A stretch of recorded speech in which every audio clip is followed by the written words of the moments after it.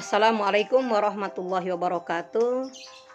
Ketemu lagi dengan channel Bioasik. Pada kesempatan ini channel Bioasik akan memperlihatkan membuat sel tumbuhan, model sel tumbuhan. Anakku sekalian, kelas 11 MIPA kita sudah belajar jarak jauh tentang KD31, yaitu struktur sel tumbuhan, bagaimana sel hewan dan sel tumbuhan dan organela-organelanya. Terus 41 kalian sudah membuat model, ada yang membuat sel hewan juga sel tumbuhan, bahkan ada yang membuat video, dan hampir semuanya membuat video dan sebagian dikirim ke YouTube. Tentu ini Ibu apresiasi, Ibu sangat senang dan salam the best untuk kalian yang sudah membuatnya. Nah, tetapi dalam hal ini masih ada beberapa kekurangan yang takutnya salah konsep. Jadi Ibu ingin menjelaskan model sel tumbuhan yang baru saja dibuat. Terima kasih. Mari kita simak. Yuk, apa sih bahannya untuk membuat sel? Mungkin bahan utama ini styrofoam, secukupnya aja. Kalau kita mau membuatnya sebesar apa ya kita manfaatkan yang ada. Terus yang ini kardus ya. Terus lilin. Kebetulan lilin ini dari terigu yang diwarnai. Terus ini ada cat akrilik, bisa digunakan atau tidak. Kalau tidak ada cat tidak apa-apa, karena yang paling penting kan ini kardus, styrofoam, dan lilin. Cutter lah, cutter kan untuk memotong styrofoam sesuai kebutuhan. Nah, kita punya kardus sebesar ini ya, kita bikin selnya sebesar ini aja udah. Nah, yang paling mudah kan bikin sel tumbuhan karena udah persegi gitu kan, bersudut-sudut mewakili dinding sel. Ya udah, nanti kita bikin styrofoamnya itu harus sebesar ini. Oke, kita lihat. Nah, ini kebetulan udah dibuat nih. Nih styrofoam di luar ya kan, di dalamnya kardus ya udah dicat warna merah. Ini untuk membedakan cat warna merah ini membran sel, yang di luar itu styrofoam yang nanti dicat warna hitam, untuk menunjukkan bahwa pada sel tumbuhan ada dua dinding, ada dinding sel, dua dinding, maksudnya ini membran sel, pelindung sel itu ada dua dinding yang terbuat dari selulosa yang keras dan kaku sehingga membentuk persegi. Sel tumbuhan itu dindingnya kadang-kadang rapat dengan dinding dari sel tumbuhan yang lain, sehingga kita tidak menemukan sel tumbuhan sendiri-sendiri, tapi dalam sebuah jaringan karena tadi rapat. Nah, ini di dalamnya membran sel ini, jadi ada dua. Nah, itu yang warna putih adalah menggambarkan sitoplasma. Jadi sitoplasma itu bukan organel ya, ini cairan lah, cairan plasma.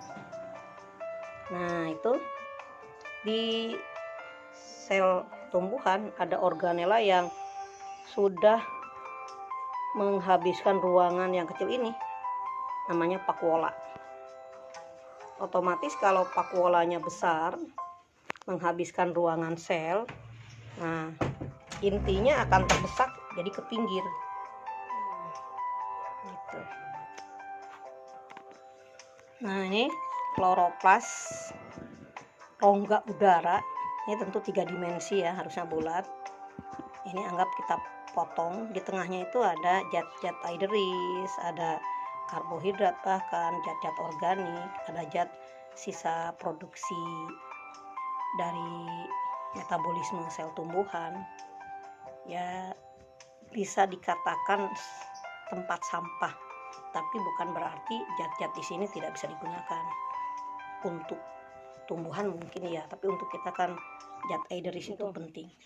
Nah, kita lihat ini ada yang hijau-hijau ini 3, 4, 5 itu kloroplas, mewakili bahwa sel tumbuhan itu ada kloroplas. Terus lagi Ini mewakili kloroplas. Ini ada membrannya 2 lapis, ada kuning, ada hijau. Nah, di dalamnya ada titik-titik lagi, ada DNA ini. Kalau ini nih, yang ini mewakili grana nih, tumpukan piring tempat sintesa protein, fotosintesis, mohon maaf. Dan ini lamela. Nah, ini mitokondria. Mitokondria itu ada membran luar kuning nih, membran dalam warnanya oranye. Ini matriks. Nih lihat, yang oranye ini berlekuk ke dalam, berlekuk ini krista. Jadi membran mitokondria itu berlekuk-lekuk, yang bagian dalamnya bentuk krista, bagian luar warna kuning. Ini yang utuhnya ya, ini bentuknya seperti sosis. Ini mitokondria. Oke. Nah, terus karena vakuolanya besar, inti terdesak ke pinggir dekat membran sel.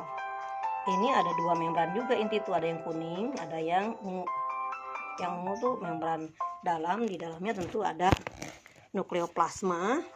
Yang tampak merah tuh nukleolus, anak inti. Ini kromosom. Ini membran luar, banyak lubang-lubang, porus-porus.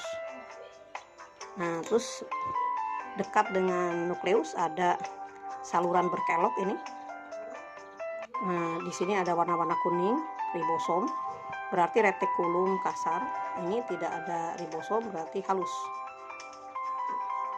Tapi ribosom itu ada juga yang terpisah di luar, lebih dikenal dengan diktiosom. Jadi ribosom itu banyak yang menempel pada retikulum endoplasma, ada juga yang di luar.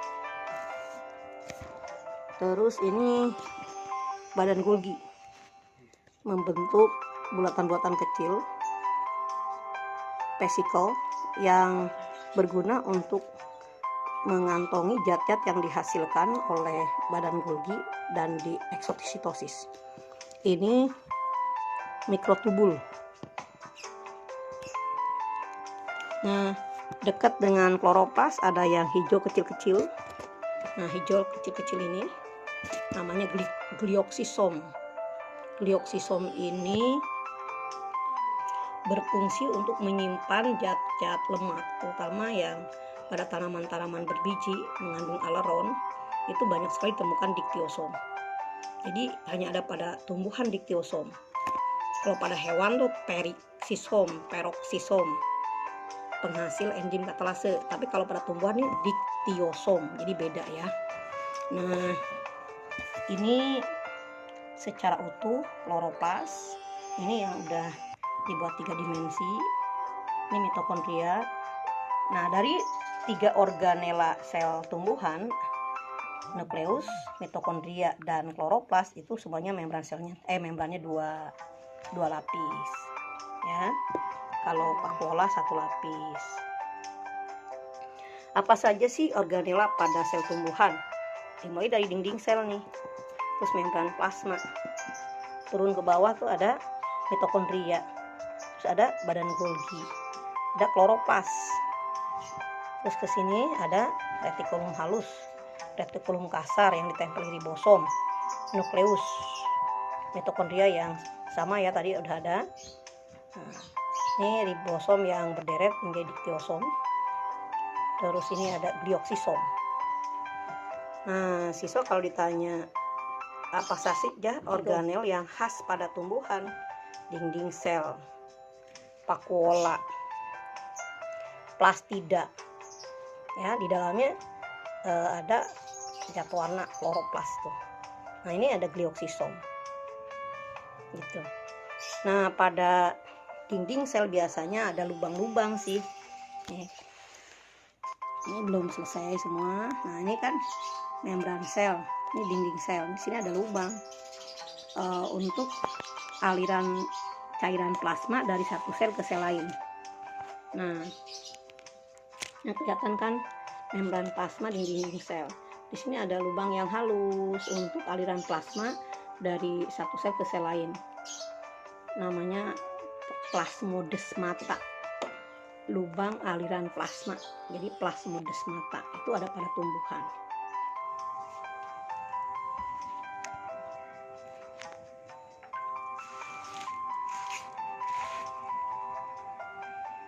Untuk sel tumbuhan 3 dimensi berbentuk kotak segi 4.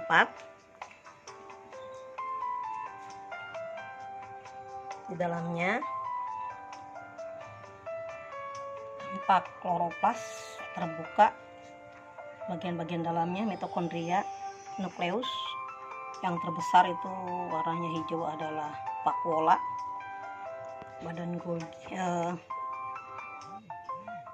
Golgi aparatus itu yang merah. Retikulum endoplasma kasar yang ada kuning-kuningnya, ribosom, dan ada yang halus. Itu kloroplas utuh, mitokondria utuh. Nukleoksisom dekat dengan kloroplas.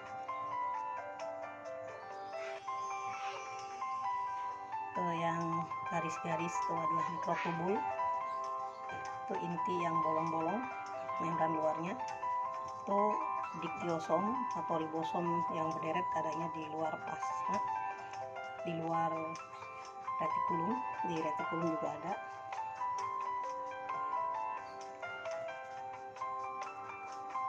Itu dimensi sel tumbuhan persegi karena dia punya dinding sel yang kaku. Kalau sel hewan pada umumnya bulat atau lonjong. Ya, ginilah anak-anakku sekalian, kira-kira model 3 dimensi sel tumbuhan.